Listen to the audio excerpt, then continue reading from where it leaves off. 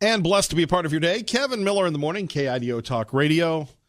Phone number is 580-5436, 580-KIDO. We're joined now by Dr. Lawrence Mead, professor of politics and public policy at New York University, talking about his new book, Burdens of Freedom, Cultural Difference and American Power. Dr. Mead, good morning. Yeah, good morning. You know, our congressman, Mike Simpson, was eyeballing your book when he was in a couple weeks ago, and I said, I'm sorry, Congressman Simpson, you can't have this, but he was enamored with the title, The Burdens of Freedom, Cultural Difference, and American Power. For those that are finding out about your book the first time, can you give us a description? Well, it's a study of America and its prospects that focuses on culture. And I basically say the nature of America historically, and I hope in the future, is an individualist culture where individuals seek to achieve their personal goals and values. That may sound obvious. We probably think that's universal, but it isn't. According to research on world cultures, most of the world has a much more cautious and reactive disposition, where basically they seek to adjust to the environment rather than change things. So it's a very different way of life, a life oriented to survival rather than achievement. America's prospects are bound up in struggles, really, to maintain an individualist culture, both within the country and outside. Within America, we have groups, including immigrants, long-term poor people, and the working class, who appear to be dropping away from an individualist view of life and adopting a more cautious view, more typical of developing countries. And overseas, we have countries that are falling apart, that really have difficulty governing themselves. Syria is a recent example. And that, too, is due to the lack of an individualist culture. So culture is really at the front lines in most of our issues. Well, you know, education is such a big issue for us. So I go to page 240 of your book. Ever since the 1960s, the nation has struggled to uplift the academic performance of poor black students. Now the Hispanic wave has redoubled that burden. That's right. And if you could expand upon that, sir. Well, we have a very large intake of immigration from Latin America and Asia, and those students, particularly from Latin America, have difficulty in school because it requires an individualist point of view. Essentially, what happens in school is people seek to develop their own skills so they can pursue their own lives. But what the typical person from Latin America thinks of is survival, simply getting through. And for them, school is pretty threatening. This is something they find difficult because it does involve competition in a way that they're not accustomed to. And so they typically have a hard time in school. Blacks as well, and there the reason is similar. They're coming originally from Africa and out of slavery and Jim Crow. And for them, too, the natural instinct is to say that life is about survival. And actually, life is about getting ahead. And that's the thing that the black middle class has learned how to do. So blacks, I think, are really quite important in showing us the way forward. Groups that originate outside the Western world have to take on an individualist culture in order to make it in America. And they can do that, and they're doing that. But right now, because of immigration, we have enormous numbers coming in who still have to learn that way of life. Well, and, you know, again, going to page 157 of your book, governance problems in the non-West show up in the recurrent political turmoil, and even in countries that have traded military rule for elected government, political violence may be chronic. It seems that these folks aren't used to self-governance. It's a foreign concept to them. So when they come here, how does that burden our system, sir? Well, I think that when people from the non-West come here, their initial views of politics are shaped by their previous experience, where typically government is not accountable. The nature of non-Western culture is very, very deferential to authority. In the West, we have a more complicated attitude where we keep government on its toes. We're critical of government. We always want to improve it. But at the same time, we tend to obey the law and pay taxes. So the paradox is that in the West, an individualist culture actually leads to stronger government than in the non-West, even though we don't defer to authority in the same way. And so countries outside the Western world have a really hard time governing themselves well. The individualist culture includes a moralistic idea of right and wrong, which we impose on ourselves and we impose it on government. When government misbehaves, the public is all over it. And we insist on good performance, and we generally get it. Right now, we have a lot of controversy due to the Trump administration, but that really doesn't disturb the essence of good government, which is that basically it operates pretty well. Most people are good citizens. That's hard to do in the non-Western world. So how do we sell them the Horatio Alger American dream, or do we? I think we start off in school. I think what immigrant children especially need to learn is school is a hopeful place where you can get ahead. You learn your P's and Q's, and you learn how to behave. But then the question is, what do you want to do? And we pose questions. Good schools pose questions to children, even when they're very young. We don't assume that the answers exist out there, that anyone's going to tell you the answer. You have to decide that. That's the essence of a free society. That's one of the burdens of freedom. I don't think freedom is easy. Freedom involves a lot of responsibilities, and especially to your own goals, the things that you want to achieve. See, that's really not an issue in the countries they're coming from. In those countries, typically you don't have opportunity to get ahead, and you don't have anything like a fair opportunity structure. I don't mean that our system is perfect, far from it, and we need to improve it in lots of ways, and we can do so and so on. But we basically honor the idea that it's up to individuals to move ahead, to do their own thing. But that involves responsibilities. One has to take on a whole set of expectations that you don't face in another country. Dr. Lawrence Mead joining us, Kevin Miller in the Morning, KIDO Talk Radio. We're talking about his book, Burdens of Freedom, Cultural Difference and American Power. Dr. Mead, let's go back to our education system. Many people are very frustrated that we spend a ton of money in it, and they don't believe we get the ROI on it. Well, the main limitation to schools is not in the school itself, but typically in the home background of the students. If students are coming from strong families where the parents are functioning, where they're working, and where they themselves are living out a purposeful life, then the kids get an idea that that's what school is. School is the first job they have, really. So students coming from that sort of background typically do pretty well. The problems occur with people coming from weaker families where there's often only one parent and where the parents are engaging in survival, where basically they think life is about just getting through the day. And if that's what you think life's about, you're not going to do very well in school. So although we can improve the schools, it's also crucial to get the parents working and functioning more than they typically do. You know, Dr. Mead, I find just parts of your book fascinating when you talk about the Chinese. And going back to the history of China, China sought little need to reach out to the world because it believes it is the world. And the West, we had a very different view. Well, we are confident and certainly and in the past have ruled over much of the world. But what we represent, the culture we represent, we don't consider that we own it. We don't think that it's just for us. We try to represent that for the entire world. But as I've tried to make clear, I think because our culture presumes an individualist way of life, it's actually not an easy sell in much of the rest of the world because they would have to give up what I call the burdens of necessity, the idea of adjusting to the environment and taking cues from that. They would have to shift from that to the burdens of freedom, which are very, very different. Well, there the burdens are internal more. You know, I have expectations that I need to satisfy. I make promises. For example, I said I would be here at this hour to do this show, and you promised to be here to run the show. We both accepted an obligation.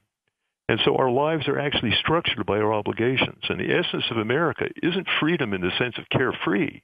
It's fulfilling the expectations that go with freedom. Finally, I love the chapters in your book, History, Non-History, but I turn to page 35, Control versus Freedom. Yeah.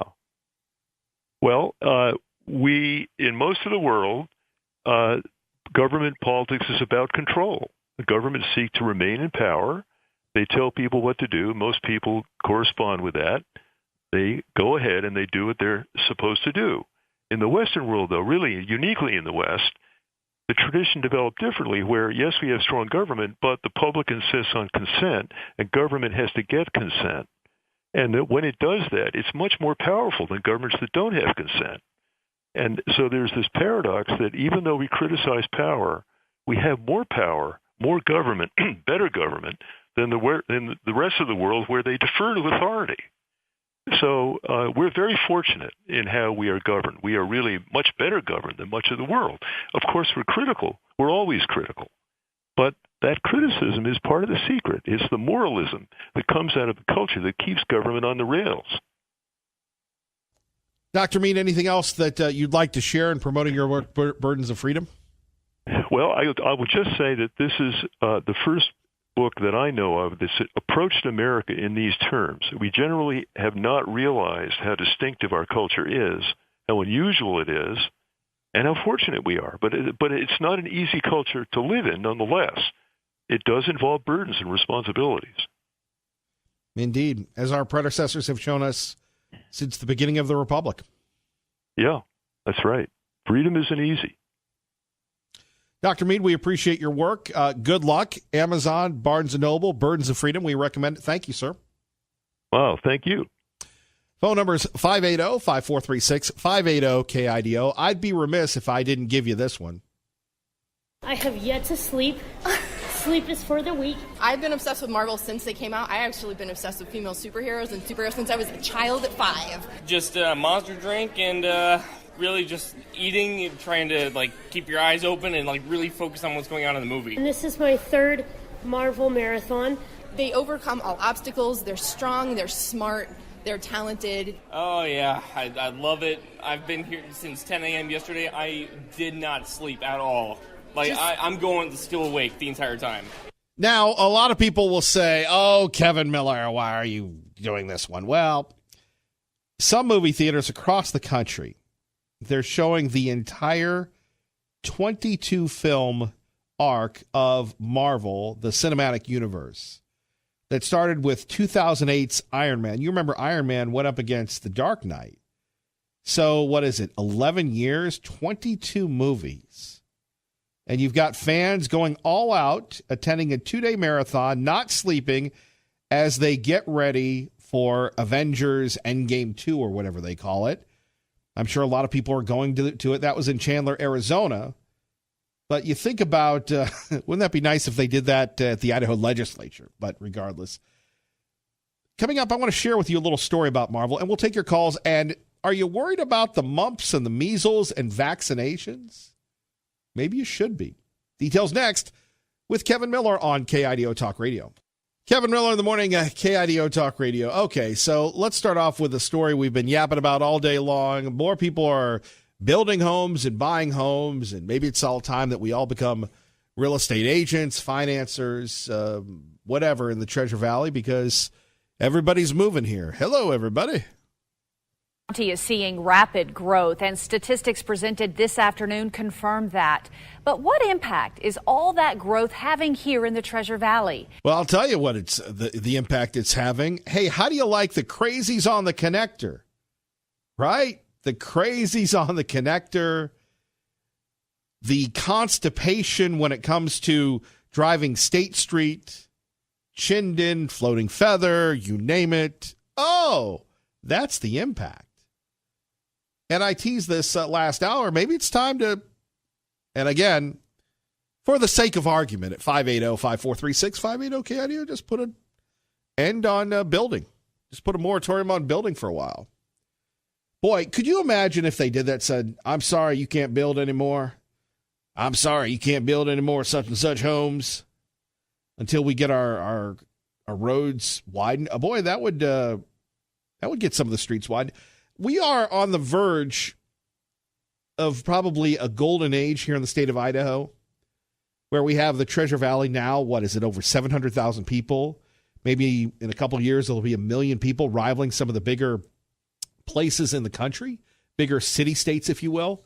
But on the other hand, I don't know what we can do. Maybe you can help us. Help us. When you look at all these 2-lane highways, as I've been talking about, I've been involved in a secret project that one day I'll reveal to you is a backup career. So if it does happen that the corporation says it's time for you to move on, Kevin Miller, that we'll be ready. Because I think you have to have a backup plan. And for over 25 years, I haven't had one. And I think it's good that you get out into your community, but traveling the roads late at night or early in the morning, these 2-lane highways, these 2-lane roads are crazy. And the people that are driving are blipping crazy. Now, I don't want to put all people that drive pickup trucks into this category because many of you listen to this program, and God bless you. You justify my existence, but there is no reason to tailgate people at 4 o'clock in the morning. And if it is, get up a half an hour earlier. My favorite is the tailgater who tailgates you even though the left lane is open, and they're mad because you don't go in the left lane so they can pass you on the right. You talk to law enforcement, you talk to AAA, you talk to anybody. This is a disaster that is happening on these roads. Now, is anybody going to do anything about it? You know, earlier today, a little yesterday, I didn't do it justice, Governor Little saying, look, if you have elected me to be the guy that's going to legalize marijuana, you voted for the wrong person for governor. Bravo, Governor Little. Bravo on that one, buddy. But when you take a look at what's going on here, with the crazies on the road, the tailgating and everything else, maybe it's time to put a moratorium on building. Then the cost of houses will skyrocket even more. And another philosophical question. Is it incumbent upon a community to provide affordable housing for its residents? Or do we say, we're not Seattle, where it's $400,000 for a 1,300 square foot house with no garage? Aren't we better than that? Are we? Traffic and weather together, KIDO Talk Radio. Our time is 8:26. Good morning, Dave. And I'm Kevin Miller. Let's go to the phones. Mark in Meridian. Good morning. You're on KIDO Talk Radio. Good morning, Kevin. Hey, Mark. I came down from Alaska in 2011. In the last 2 years, 3 maybe, the traffic has gotten at least twice as bad. And I'm just wondering, why don't we have some easy solutions to increase the flow of traffic, like synchronized lights? Ooh. Now they do it downtown. You can go in on Myrtle, and once you catch a green light, you go all the way. And then coming out on Front Street, you get on a green light. The rest of them are all green. Why don't they do it on Eagle? Pick a corridor like Fairview or State. We got 5 lanes there if you include the turn lane. Make it one way into town and make the other one way out of town. That's one idea. And that just seems pretty simple to me. I think it used to be you could catch a light and you could go on the wave, and this is like 3 o'clock in the afternoon sometimes, Mark. You don't catch the wave anymore, bro, because... No, I've been on Fairview, and at 2 o'clock in the afternoon on a Wednesday, and it's a parking lot. Yeah. And that's just not right. Well, I think it comes down to what do we elect our elected officials to do? Well, how difficult would it be to program the lights and make Fairview one way all the way into town, or pick a street? State Street is being worked on. State Street could go all the way out to the freeway, all the way out to 84, straight west. Yeah. And make it one way in or one way out. And then you've got at least 4 lanes with synchronized lights. Yeah. You talk about a wreck, State Street. Well, I'm not sure what the plan is on that, whether it's helping or not.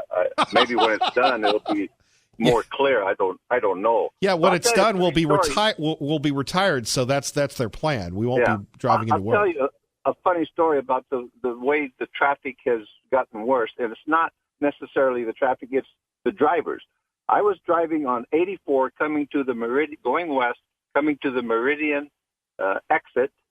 And the first entrance before that, it's off of maybe Eagle or something. It's a real long entryway that they have people entering the freeway going left. And I'm in the right lane doing 65, and I've got cars on the left of me, so I don't have any choice. A lady is driving. I'm nothing against ladies, whoever, but this was a lady. She's coming in, and she can't come in at her speed And so she starts honking at me. Well, what am I supposed to do? Make room and speed up or slow down so that people can come in? It's their job to merge. I don't know what people don't understand about that. I love it. She's honking at you, like, get out of my way. Me. What am I going to do? That, to me, that takes the cake. Indeed. Well, Mark, welcome to America. And you're right. Here's something for you. Why don't you directly talk to the people, like if they're smart? And look, the issue I have with, well, not elected officials, they're pretty savvy, but they're staffs that don't understand. This is a great way to find out what people are talking about. What do you want to say to people that are, might be in charge of the roads? What would you tell them directly? I would tell them what I just did. I drive Uber and Lyft on the side, and I picked up someone that worked in the Department of Transportation.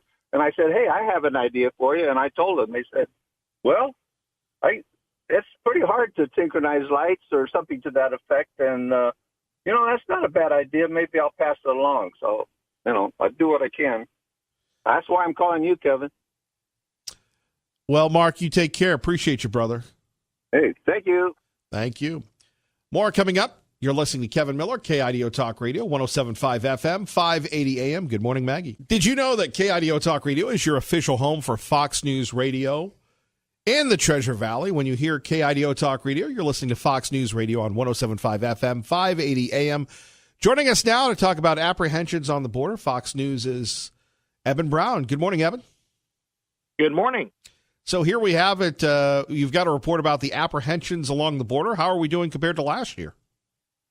Well, we've at this point we're outpacing last year. 162,262 illegal border crossers were apprehended in fiscal year 2018. We are in the middle of fiscal year 2019, which I believe ends in the summertime. We're already at 164,000, and it's not stopping. So we will certainly have a much more prolific year with apprehending illicit border crossers. I don't think this should really shock anybody, considering, A, the number of migrants who have made their way north through Mexico with the intent of entering the United States, and the increased presence law enforcement has had on the border with regard to border protection agents actually conducting active interdictions and arrests. So we should not be shocked by this number actually being higher, but we should probably be shocked by the sheer amount of people that are trying to come into our nation and doing so illegally, and also recognizing that this is done out of desperation. These are most of these people are trying to get away from horrible conditions in their home countries, and they're willing to take the chance of entering the American justice system than having to stay in their home nations. Well, you talk about history as it happens. We're a little over 3.5 months, 4 months into the season here, and already exceeding the entirety of last year. And I know you just said that, but it's just amazing. If this were business would be good. Well, yes. I mean, we're talking about fiscal years, which run from the summer to the summer. So, we're not a few months into it. We're kind of getting towards the end. I mean, we're, in the end of April now. So, but we will certainly outpace last fiscal year, and that's significant. I mean, it just goes to show the increase again in the number of people attempting to come here, as well as the increase in the efforts to interdict them. Eben, as always, we appreciate your insight and work. Thank you, sir. You got it. Yeah, he's a quick one with the little hang-up, isn't he? You ever notice, and this is an insight, so let me apologize in advance. I always get, the cheat sheet from him, and then he'll correct me about something that's not on the sheet. Okay. I'm self-identifying as being pithy and petty. Back to you. We go to Adam in Meridian with Kevin Miller, KIDO Talk Radio. Adam, good morning. Hey, good morning, Kevin. Thanks for having me. Thank you for joining us. Thank you. Yeah, just the note about the growth and everything, probably going to sound a little melodramatic, but it almost kind of has me a little emotionally devastated. I came here, a while back from Tampa, Florida. Ooh. And another place that at one point was a beautiful, sort of a little Shangri-La, Believe it or not, at one point it was kind of a tucked away place, but kind of below the radar. And I felt like there was a lot of collusion on the part of the local government, developers, the Chamber of Commerce, and I think that's going on here to try to drive as many people as they possibly can to move here. It may be good for their tax receipts. I'd like to say this directly to the politicians if there's any listening. It may be good for your tax receipts. It may be good for your image to say, oh, it's growing, it's growing, it's growing. But unfortunately, what it does is, especially if it's not managed properly, and as much as they love to talk a good game about how they're trying to manage it properly, I think it's a bunch of BS, to be honest with you. I don't think they're doing a good job managing it at all. The same thing happened in Tampa, where roads were insane. It took a half hour to go 2 miles. And what it does is it degrades the quality of life for everyone else. And, you know, as I said, it may look good on paper. Hey, we're the greatest city in the solar system to move to, which seems to be the mantra here lately. But I've seen it degrade and I've seen it go down in quality. And I'm almost to the point where I might be looking for somewhere else to move here in the next few years. I still have children, so, you know, they've gotten accustomed to going to school here. But that's the only thing holding me back, to be honest with you, from trying to find somewhere else to live possibly. Maybe that's melodrama, but I can see the writing on the wall, I guess is my point. No, I would agree with you. And my point, Adam, is always we elect politicians and public servants and, you know, these bureaucrats to do something, and they're doing about as good a job as we are by just sitting there going, well, yeah, that's a good idea, but it's really tough. When are these people stuck in traffic? I don't think so. I don't think they live the same lives we do. No, the 9-to-5 commuter lifestyle, that's me.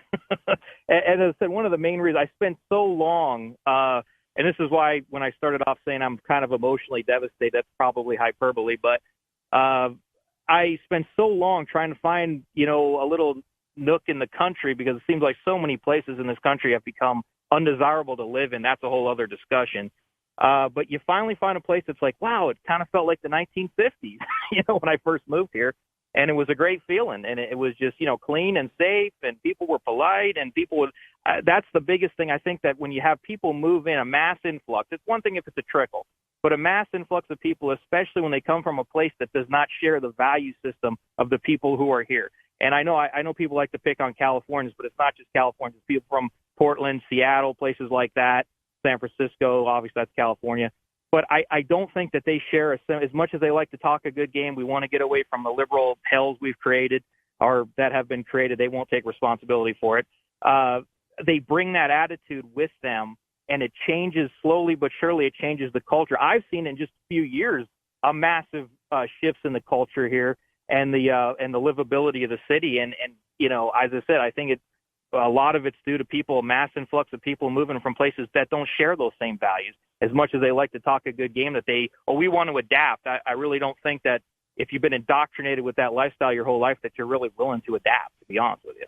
Well, Adam, let me leave you with this. How willing are these folks from California to adapt and love Idaho when they won't even change their plates? To me, that's the height of arrogance. I'd be honest with you, and this is going to sound maybe a little bit vigilante. There's been times I've wanted to leave notes on people's neighbors who have been here for months, who've moved into my neighborhood, California plates. I feel like putting a note on your car. If you want to live here, change your damn plate. You know, I mean, I won't do that, but I'll tell you, sometimes I have the urge. Well, I agree with you, Adam. Thank you for the call, sir, and thank you for listening to KIDO Talk Radio. Thank you. 580-5436, 580-KIDO. How can you say you want to be part of our community when you fly the flag of California? I know what you're going to say. Kevin Miller, they're good people. I'm sure there are, but and maybe you've moved around, maybe you haven't. Whenever I've gone into a new territory, first thing I do is change the plates. Sometimes I lost a ton of money, but I wanted to be part of the community. It's the little things, right? Joining us now, soon to be the mayor of New Meadows, Idaho, Tea Party Bob, Kevin Miller, KIDO Talk Radio. Good morning, sir. You make me laugh, Mr. Miller. That's me, the ha-ha guy. Yeah, it was nice to hear Kyle Petty on your show this morning. I did get an opportunity back in the 90s to take one of his dad's racing courses back in Milwaukee, and I'm glad I took the course because driving in Idaho's roads today is getting more dangerous by the day. Yesterday I was coming back from New Meadows doing 80 miles an hour, and I It was like being a statue in the middle of the road. I was past so much. I wanted to tell Dr. Max that, number one, I've never advocated for the use of marijuana medically or otherwise, and he needs to get some of his hearing fixed. I've always been and always will be an advocate of CBD oil because of its medicinal values. I happened to lose a nephew to drugs many years ago because of marijuana and its dangers, and don't intend to help anybody have that happen to themselves. On the assault in Christianity, we have been seeing here in the U.S. a slow movement that began 30 to 40 years ago. And as we see more radical Muslims running for government offices and as strong radical Muslim communities continue to spring up in our country, we should be very concerned about those that who do not want to assimilate into our culture, as they are going to become more of a problem in the future. President Trump is the first president to be called a Christian nationalist and is one of the first presidents to defend Christianity and to voice his opposition loudly to abortion. For this, he gets criticized, and the left has been using his Christian attitude to try and turn those who are less religious against him. Keep in mind, Americans are becoming less religious each and every day and every year, and most of us have not really taken notice of this. According to Gallup in '92, 70% of Americans claim to be regular attendees of a house of worship. Less than 25 years later, that number's dropped to 55%. This is not a good sign for America. And thank you again for your show, and I thank you for all your great comments. Well, some of us are going to continue to fight for freedom and to stay here in the Treasure Valley, while others just desert us. Well, I haven't given up the fight. I'm just moving to a different location. Some of us are going down with the ship. Yeah. Well, I'll tell you what. I'll come down and help bail you out every once in a while just for fun. I appreciate that. Thank you. If that's of any help to you. God bless. Thank you again, my friend. You have a great day. And you, dear child. Take care. All right. Blake in Meridian with Kevin Miller on KIDO Talk Radio. Good morning, Blake. Kevin, good morning. Good morning. So you've had a few callers talking about the people moving in from out of state and changing our culture here, but I think it's much worse than that. I think that, and my mom told me about this like 40 plus years ago. She was a school teacher, and she was an ultra conservative woman. And she was telling me about how the liberals own the schools. And just the liberal indoctrination of our children has been going on for 40 or 50 years. So all these children are growing up, graduating from high school, and they're a bunch of liberals. Well, the libs are here. Are we ready to face them, Blake? Well, I don't know how we can face that, because the liberals, and now anymore I call them the socialists, because the Democrat Party has gone so far hard left. They're a bunch of socialists now. But anyway, they've owned the schools for 40 or 50 years, indoctrinating all the kids all this time. So it's just really scary to think about. All these kids are growing up with all this liberal mentality. They're a product of our liberal socialist school teachers and agendas. No, you're right. And that's why we've got to continue to promote them and to fight them and to promote the good kids. This is the toughest time to be a young conservative. You're vilified. You're called names, identity politics. You're made to feel less than, like you're really stupid because you're a conservative. When really, as the liberals and the socialists that are way less informed than conservatives are. Well, they just try and talk what they believe because someone told them. Well, just try and talk to a lib, and that's why we call them the DLL, the devious little libs, because they get emotional, they attack. Look, people have gone after this program here in the Treasure Valley, calling me a right-wing extremist, but they don't have enough guts to call in or say it to my face, but they don't have a problem going behind our backs. They do it all the time. Well, sure, they've got to shut people up. Indeed. And that's what I've got to say. Well, thank you so much. I sure enjoy talking to you. Well, I love listening to your show. Thank you, Blake. God bless. Okay, bye-bye. Bye-bye. 580-5436, 580-KIDO, talking about growth and the growth of the libs. How could we put a mandatory moratorium on the libs? Oh, we couldn't do that. That wouldn't be fair. Well, if they're trying to do it to us, why don't we do it to them? Plus, the Miller plan for smart growth in the Treasure Valley, because really that's all that matters is where we live. Kevin Miller, KIDO Talk Radio. All right, Kevin Miller in the morning, KIDO Talk Radio. We're joined by Aaron Rob from Team Mazda Subaru. As always, you can hear the mics turning. They were prepared and ready to go. But when it comes to supporting our community, as I've said for many, many years, as we get ready for Miller's Mission, as we get ready for Eagle High School tomorrow, they're not only our sponsors, they're our partners. We could not do it without their support. And not only us, but when it comes to the advocates against family violence, when it comes to local schools, when it comes to, well, St. Vincent de Paul, a big fundraiser getting ready for St. Vincent de Paul, and they're going to auction off another Subaru. They love Team Subaru. They love Aaron and Rob, and we love them. Thank you both for joining us. Oh, you're welcome. And you drove in your Subaru today, didn't you? I did. The Team Subaru Drive for Excellence in Education Subaru Forester, which will be on display tomorrow at Eagle High School. And I drive it proudly around the Treasure Valley. And you're going to be heading out to the store tomorrow, before noon.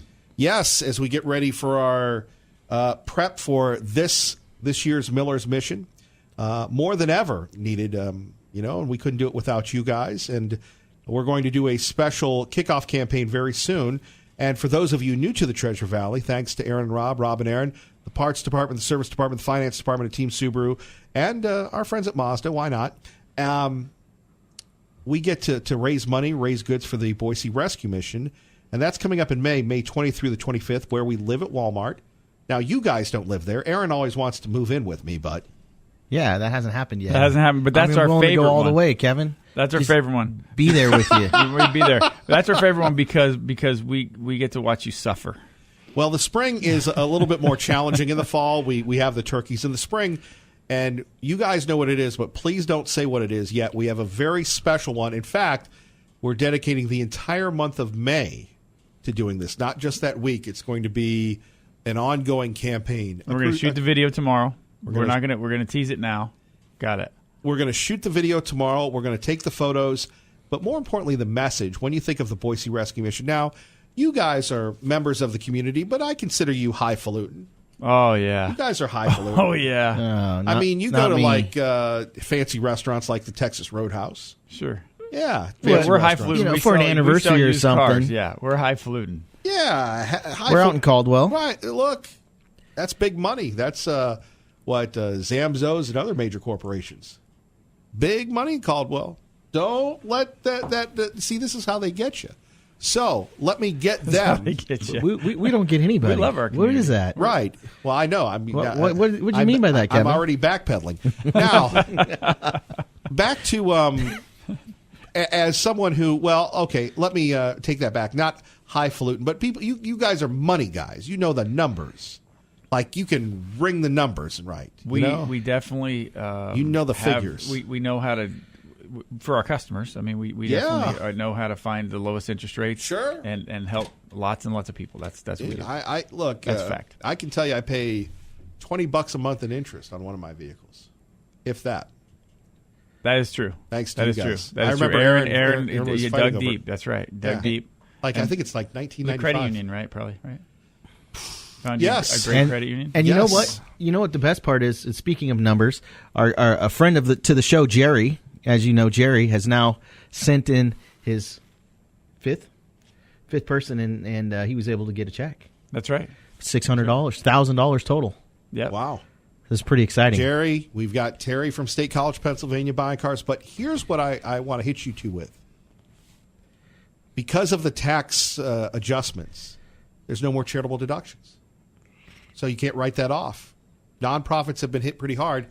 That's why it's so important for you to help us, help Team Subaru, help the Boise Rescue Mission, because donations are down this year. Wow, really? I did hear that. I did hear that. So but that's not why we do it. You just heard it from me. So let's that's challenge, not why we do it, though, Kevin. Let's challenge your listeners and challenge the people that are out in the Treasure Valley to follow us And we've chosen the some great charities. Advocates Against Family Violence. We've chosen the Boise Rescue Mission. We're following Kevin to all of his great charities, and we are very glad to be a part of that. Well, it's tough, though. I mean, you think about that. It was great to you be able to write stuff off, and now you can't. And they're hurting. A lot of folks are hurting. So thanks to you two, we can help. Well, we love Reverend Bill. That shouldn't hold anybody back, though, because, it's not in the big scheme of things. The write-off isn't that much anyway. So, I mean, we should all still keep giving. Guy. That's why you're the money guy, right? Well, it's not that great a write-off. It's never been about the money, Kevin. Indeed. More coming up with Aaron and Rob. We probably won't get to the NFL draft, but we will get to traffic and weather. Good morning, Dave. You could say that for a lot of things. Joining us now, once again, Aaron and Rob. So quickly, before we go to Glenn Beck, your thoughts on the NFL draft? Just excited. Just excited to see what your Patriots do. Right. Well, we did win the Super Bowl. Yeah. Yeah. Again. That was last year. We're talking about this year. 2 words. Yeah. 2 words. Brett Rippon. Brett Rippon. Brett Rippon's going to be a Patriot. Patriot. And you guys are Patriots fans. We're calling now. it right now. You guys are Patriots fans? I'll pull for him. Thank you, Rob. Thank you. I'll pull for him. When Brett's driving the keys of the car, when he's got the keys of the car, I'll root for him. Yeah. So much for the Raiders. Ray, great job as always. Aaron, Rob, thank you. God bless everybody. Keep the faith.